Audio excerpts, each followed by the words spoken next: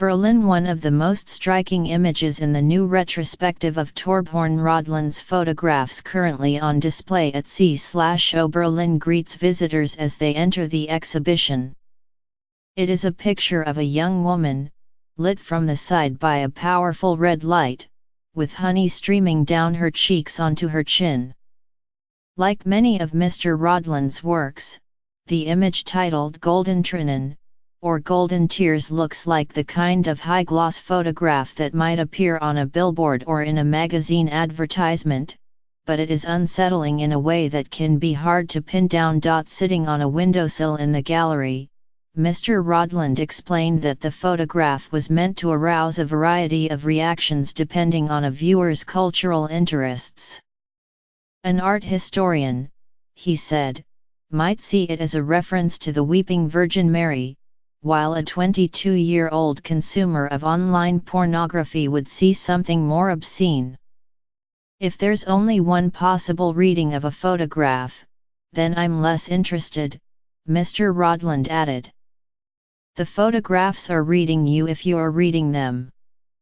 Last year was a banner year for Mr. Rodland, who is 47 and spent the early part of his life in Stavanger, a city on the southwestern coast of Norway, but now mostly makes his home in Los Angeles.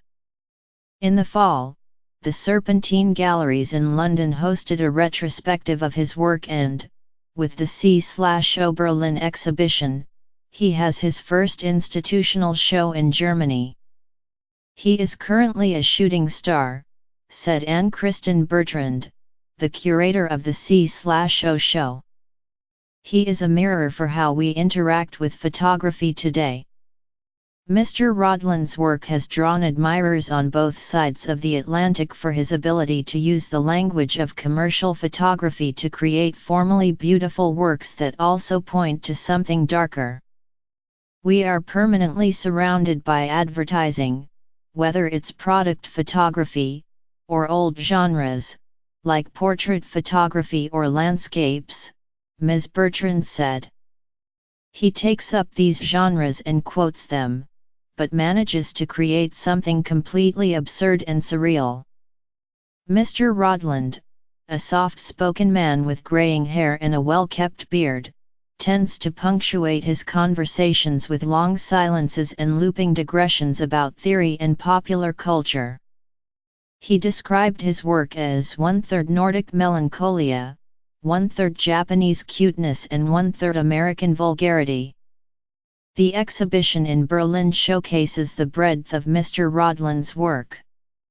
It features some of his more recognizable works, like Trichotillomania, 2010, a sensual photograph of oranges arranged on a spotted tablecloth along with tufts of human hair, and a more recent, untitled photograph of a naked woman contorting herself in the forest.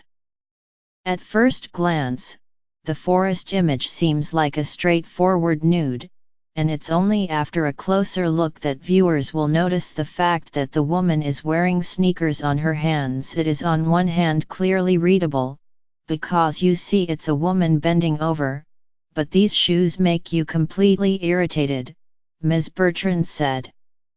What I value about his work is that it turns around things so that our perception is suddenly tripped up. David Kordinsky, a gallerist in Los Angeles who represents Mr. Rodland, wrote in an email that Torbjorn is one of the most important photographers of my generation, whose works speak to the ubiquity and artificiality of our internet-based image culture. His work's intimate yet critical relationship with pop culture in many ways prefigured the rise of social media, and the development of a meme culture built on manipulating and remixing images. When he was growing up in Stavanger, Mr. Rodland's parents worked for the post office and had little interest in contemporary art. But the photographer began drawing as a small child, and once he hit his late teens, he was regularly contributing illustrations and political cartoons to the local newspaper. When he began sending in drawings that were less easily legible, though, the editors turned them down. I was rethinking everything that the child Torbjorn believed in, he said. Then I realized photography was the thing.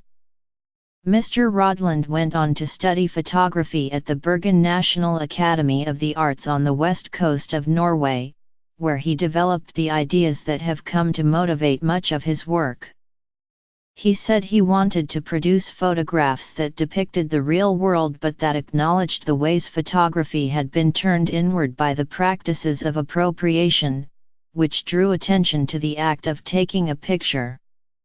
He also wanted to reflect his personal relationship with popular culture.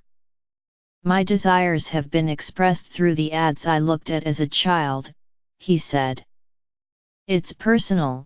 This is the only iconography we have. Lord of the Rings or Star Wars or Harry Potter, or whatever, all of these big successes grow out of and carry these mythic truths or worldviews, Mr. Rodland explained. It's part of being human. The first photographs Mr. Rodland felt comfortable exhibiting in public depicted him walking through the Norwegian landscape carrying a plastic bag. I was a romantic wanderer trying to have a subjective experience despite the feeling that it was too late, despite the whole postmodern revolution, he said. After graduating, he spent over a decade moving between cities, including Melbourne, Australia, Oslo, Tallinn, Estonia, and Tokyo, producing a huge number of photographs, always using film and without digital manipulation. His work was included in the 1999 Venice Biennale and he had his first retrospective at the Astrup Fearnley Museum of Modern Art in Oslo in 2003. After that, he branched out into black and white photography and also made 6 films and several photography books.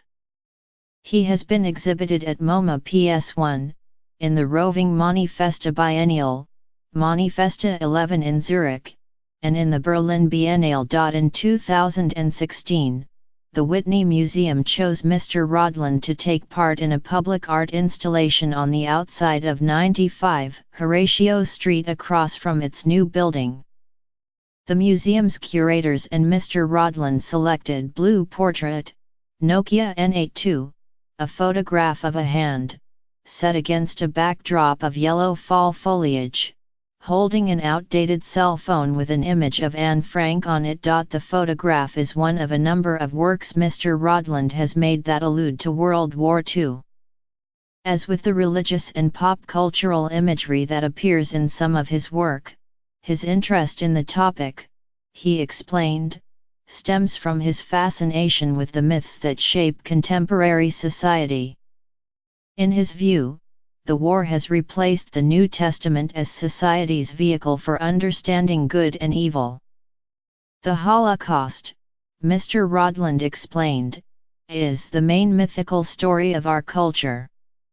He said this explained why movies dealing with that story are seen as Academy Awards contenders, while ones dealing with biblical stories are laughable. I am interested in the older stories, and in the modern and contemporary ones, Mr. Rodland added. For the last 7 years Mr. Rodland has mostly made his home in the Laurel Canyon neighborhood of Los Angeles. As he put it, it makes sense to me to be in a place where the main industry is myth-making, and where these images are being constructed and scrutinized and believed in. He said he doesn't watch TV, because he is addicted to the medium like these alcoholics who can't have a glass of wine, but that he enjoys movies and has been recently drawing inspiration from original recordings of Broadway musicals. David Dukaruga, a Berlin-based musician who performs under the name Andrew Claristage and who has known Mr. Rodland for over a decade, said there were 3 words to describe the photographer: very quiet person.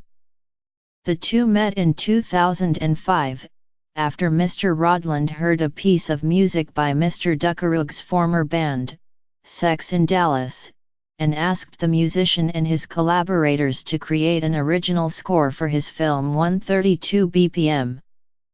He has a very clear idea of what he likes and what he doesn't like, Mr. Dukaruga said. He explained that Mr. Rodland is a private person, and that, in real life as in his photographs, the stranger aspects of his personality remain just under the surface. All of us have our deviance, and a lot of people have pride in showing their deviance to everybody, but he doesn't need to show it, Mr. Dukaruga said. This year Mr. Rodland's Serpentine show will move to Fondazione Prada in Milan, and he has solo shows slated for the Bergenkunsthalle and Mr. Kordinsky's Gallery in Los Angeles. Mr. Rodland's current popularity might be a reflection of the way his work has managed to predict the evolution of online visual culture. In recent years, Mr. Rodland argued, memes have shifted from the irony that characterized the LOLA'S, an online joke in which silly text was superimposed over images of cats, toward something more personal and sincere, and more akin to his work. Memes now are about seeing yourself in the ridiculous imagery online, he said. It's all about this represents me, this is my spirit animal, this is my mood, and so it's not about critical distance, it's about seeing this is the only language I have.